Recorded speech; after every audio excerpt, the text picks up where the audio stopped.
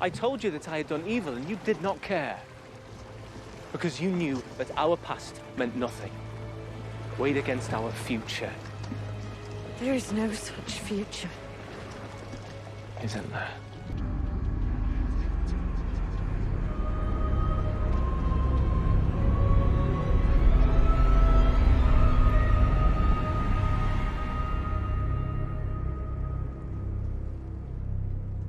All others look on you with doubt.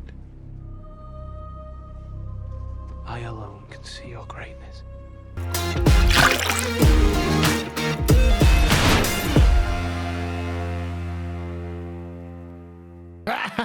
You got that right, Halbrand. Ho, ho, ho, ho, ho. You are the only one, in fact. With all the amazing shows going on right now, it's amazing that this show had managed to spend over $1 billion just to make this WB ripoff that Amazon has put its name on and soiled the name of J.R.R. Tolkien. But I don't know, I don't really care so much about the show. The show is absolute garbage from wall to wall. I think all of us can agree on that. But what I did want to talk about was an amazing Hollywood Reporter article. No surprise. Well, let's just get into it. So the Hollywood Reporter is going to report here that the Rings of Power showrunners are going to say Sauron will be like Walter White in season 2.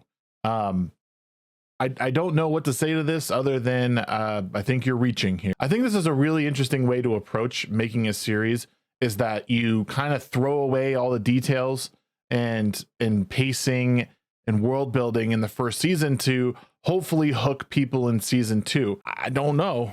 Doesn't seem like the right move to me. They go on to comment that what's in the Lord of the Rings books is an all-encompassing evil that everyone is afraid of and so powerful it doesn't even have to be manifested physically. I agree. Peter Jackson did a great job in world building and making Sauron into a really, really evil character, and one that audiences and the characters in the story alike were afraid of and feared. So they go on to say, in Tolkien, Sauron is a deceiver, and we know that in the Second Age, he appears in the fair form. Now, this is fine. If you want to bring Sauron and make him into a human, and I didn't read the stories that led up to this, and what we've been shown so far is a great departure from what I've read and heard from others, that this story is a big departure from the actual written material.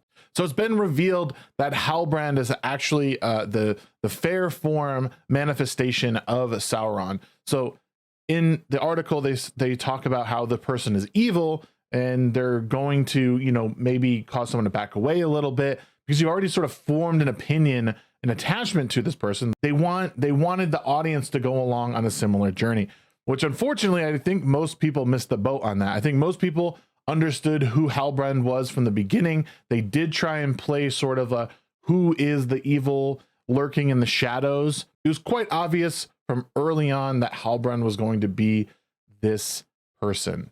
So they go on to say too, if you've had the sneaking suspicion over the course of the season, then the suspicion is ultimately confirmed here in the finale, and that's an emotional engagement. It's kind of a weird justification they're doing, basically saying if we fucked up and we gave it away too early, well, it's okay because we still have a reveal, and that's an emotional engagement because you care about this character. I think they're way off base here. Again, I think they're making assumptions about their audience. They're making assumptions about the product they've put out, which is garbage in most people's opinions. Most people that I've talked to are just not into the show. Even normies who don't really know, who don't understand the background lore of Tolkien and his stories, these particular stories they're drawing from, they're just not engaged in the show. It comes off as a really campy fantasy epic. They go on to say that I hope after the last episode airs, viewers watch the whole season again, which is now a different experience. Oh boy, I think you're asking for a lot here, friends. I have no intention of going back and watching filler episodes. I've watched the coverage on this show. It is what it is. I didn't have any interest in it from the first couple of episodes, and it didn't carry through. And everything I've seen of it so far has been lackluster at best. And again, this comes down to the fact that showrunners don't know how to build stories anymore. They don't know how to build up characters. They don't know how to build up settings. And they're condensing a story that takes place over 1,000 or so years, if not more, into a smaller timeline. We're talking weeks, months, maybe even a year. It's not enough time to fully flesh out these characters and who they are. These things can be done, but likely over a much longer timeline. It would also cause probably some actors to be swapped out. We've actually seen the success of this in House of the Dragon. House of the Dragon has done a great job at accelerating a timeline, getting in actors that sort of embody the character that was developed from their younger self all the way up through. Instead of really listening to the audience and what the audience may have wanted, they totally threw that all away for their own agendas. And now we see that they describe season 1 as opening with, who is Galadriel? Where did she come from? What did she suffer? What is she driven by? We're doing the same thing with Sauron in season 2. We'll fill in all the messages. Now Sauron can be Sauron. The first season is like Batman Begins, and The Dark Knight would be the next show. This is the story that they were hoping to put in season 1, and it's in season 2, and now we're giving it to you. What they're saying to you is that they don't respect your time. The showrunners don't respect your time. They wanted to bore you to tears with the first season, establish some characters who you don't give any shits about anyway, and then they're really going to ramp it up in season 2. I don't see the audience retention happening with season 2. I think a lot of people felt betrayed, both lore-wise and also by their time. The show was slow moving.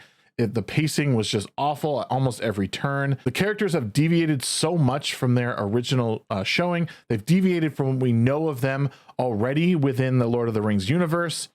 I think it's too little too late. I think this is an awful way to approach a show, but it doesn't really matter what I think, because I'm just some lowly person with an opinion, one that doesn't go along with what they want to hear, and they're not open to the criticism of their audience. We've already seen what Marvel thinks of their audience with the She-Hulk fourth wall breaks in their season finale, and now we've come all this way to no one's surprise, and we're just awaiting the amazing reveal of the second season, the season of Sauron. But who am I to tell you what you should enjoy? You should go watch whatever you want to watch, enjoy whatever you want to. Guys, I appreciate all the love and excitement you give me on my channel. If you like the videos that we're producing, please think about hitting the like button, subscribe to our channel, turn on the notification bell. It'll let you know every time we drop a new video, every time there's a new live stream. Wednesday nights is the midweek hump. We do a live show every week starting at 9 p.m. Mountain Time. We always have a special guest along with my other 3 panelists.